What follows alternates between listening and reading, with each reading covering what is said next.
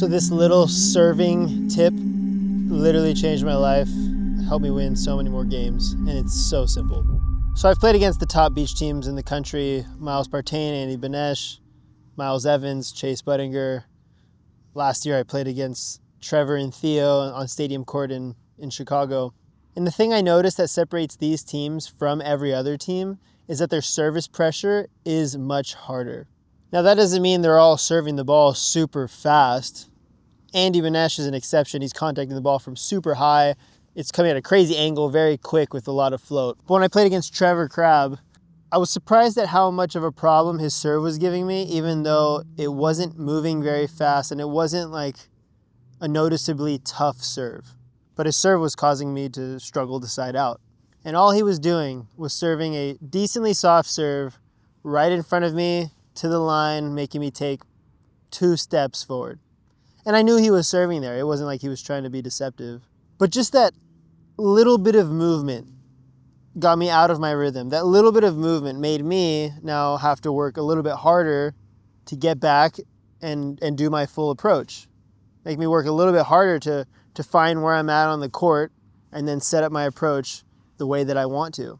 And that's not even taking into consideration mixing up your serve. So my service strategy for the past couple years has been super effective, and it's been really simple. My whole goal when I'm serving is to make the person take a couple steps, just to move their feet a little bit.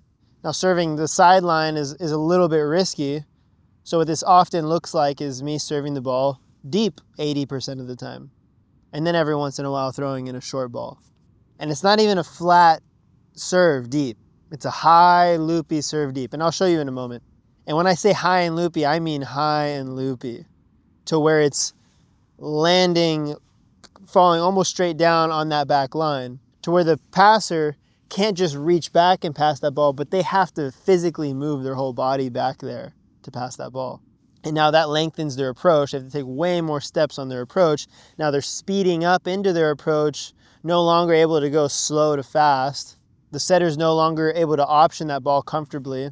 The setter's now either having to see that ball come way over their shoulder on a tighter pass, or the passer's passing the ball a little bit off the net. Now the setter's having to force that ball closer to the net. And yeah, it's not a crazy difficult serve. You should pass the ball pretty well. And a lot of guys, it doesn't affect terribly at first. But after a full match of doing that, a full match of having to move your feet just a little bit more, having to be ready to also get those short balls, that wears on you. Physically a little bit, but also mentally, having to think now about your footwork, now thinking about your approach, thinking about your spacing now, and not being able to focus on the other things like where's the blocker, where's the defender on the other side. Maybe you're in Central America where it's really hot and humid. Just that little bit of extra work, it takes a toll on you. Maybe you're in Denver, Colorado, where the air is a little bit thinner. You're losing your breath just a little bit more. This is the game of beach volleyball. Not always about power, not always about speed, but we're playing our percentages. We're playing the long game. Even though the game's short, it's only like 12 minutes if you cut out all the time in between. But usually it's neck and neck, side out, side out, side out, side out, and then somebody cracks towards the end. And this service strategy is a perfect way to do that. Deep, deep, deep, deep, short. Deep, deep, sideline. Deep, deep, deep, short. It's super annoying.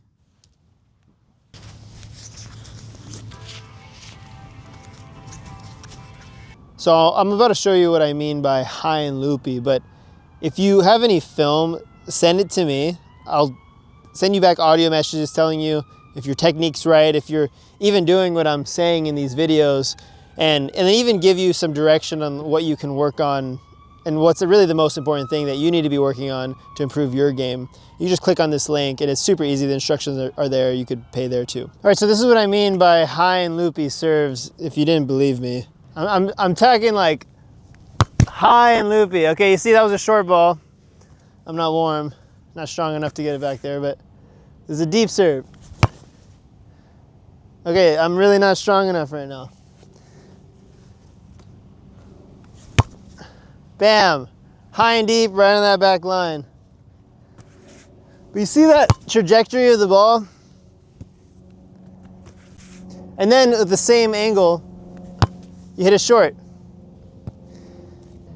And it's kind of hard to tell when the ball's coming at the same angle if it's going to be short or deep.